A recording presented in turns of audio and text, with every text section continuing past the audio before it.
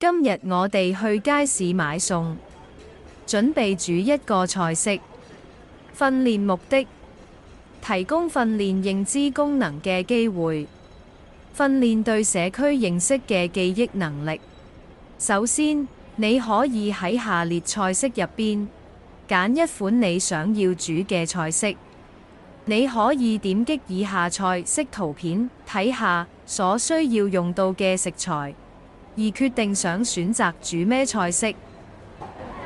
鹹魚蒸肉餅，以下係菜式所需要用到嘅食材，食材分別係鹹魚、免治豬肉、蔥花。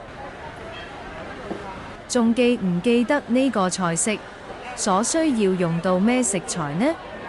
你可以點擊以下食材圖片，去揀你認為所需要用到嘅食材。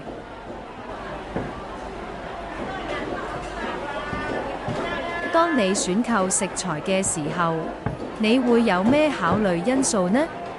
例如係價錢嘅高低、